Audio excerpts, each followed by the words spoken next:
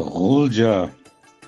G'ulji shahri güzel Eli daryosining bo'yig'i joylashgan qadimiy shahar bo'lib, tarixda İpek yo'li shimoliy tarmog'ining muhim tuguni, qo'shni davlatlar orasida mol almashtirishning markazi bo'lgan.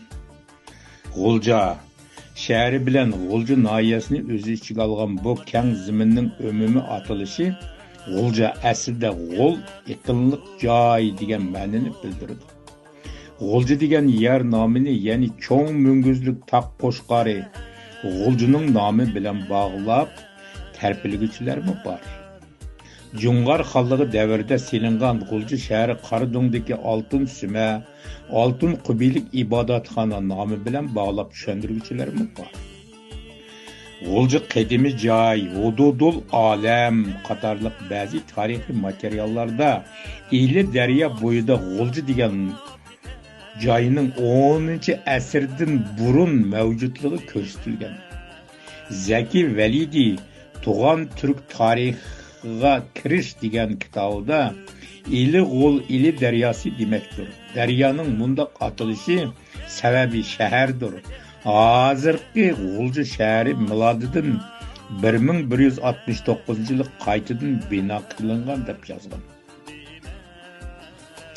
G'ulja havosi yiqishliq, yeri minbat, boyligi mo'l, manzarasi go'zal, sharq-g'arb qatnashidagi muhim o'tkil bo'lganlikdan tarixda harbiy strategiyalik talashadigan joyga aylangan.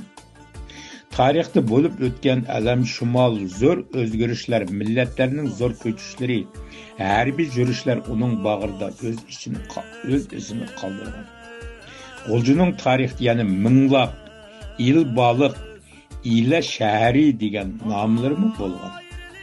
Minglab buloqliq joy degan ma'noda bo'lib, ba'zi tarixchilar bu so'zni turkiy tillar divonidagi kema ichiga o'ltirib, eli suyini kashdiq, biz Uyg'ur tarafga yuzinib mingliq elini ochdiq degan bayonotiga asosan minglaqni hozirgi G'ulji deb izohlaydi. Il baliq eli shahri degan so'z 1418-yili Uvayxon Sharqi Chag'atay xonligining xonlik o'rnini qo'lga olib, hokimiyat markazini eliga yo'tkab, uni il baliq deb atadi. Il baliq hozirgi G'ulji shahri o'rniga to'g'ri keladi. 1671-yildan keyin Jungar xonligi markaziy Quboqsardan eli G'ulja shahriga yo'tkab kelib, G'ulji shahri Qaradongdan Oltin Qubilik ibodatxona soldirib, uni o'zining elidagi o'rdisi qilgan.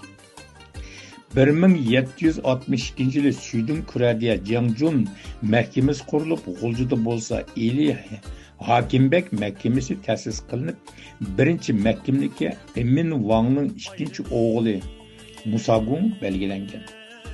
Musagung Eli Hakimbek bo'lgandan keyin Langzi beshi qora suyini asosan qilib, G'ulji shahrini qayta qurishga kirishib, G'ulji qal'asini hamda qal'a ichiga turalg'u joylarni Hakimbek turishliq va Ishik Og'abegi turishliq mahkamalarini bino qildirgan.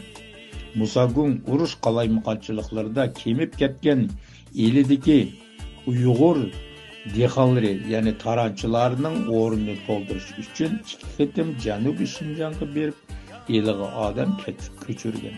Shu davrdagi janubdan odam ko'chirish 1760-yili boshlanib, 1840-yillargacha davom qilgan. Bu jarayonda eliga oxir bo'lib 67 mingdan ortiq Uyg'ur oilasi eliga ko'chirib kelingan. Agar har bir oilada 5-6 ming desak, qancha odamligi ko'rinib turadi. Eli daryosining shimoliy va janubidagi tog'lardan yiqib chiqqan 9 cho'ng G'ul bo'ylarga 100 uylikni yezaq qilib o'rinlashtirib, hozirgi G'ulji yezlarining asosi qurilgan Turpa 100, Jeli 100, Xodiya 100, Kepak 100 degandek.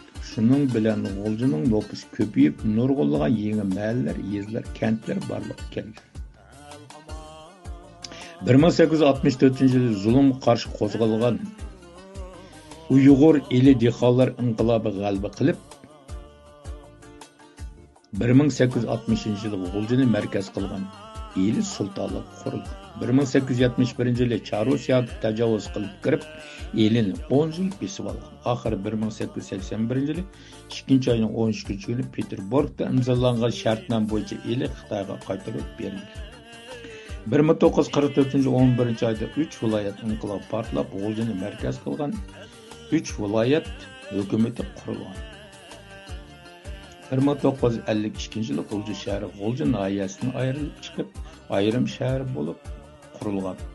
G'ulji uzundan buyon Uyg'urlarning gavda qilgan ko'p millat xalqi yashab kelgan. Bizning botir emgakchan ajdodlarimiz go'zal zaminni asrlar bo'yi qon ter to'kib chiqqan va avatlashtirgan. O'z-o'ziga xos maddiy ma'naviy madaniyatlarni yaratgan. Bu esil G'ulji shahri.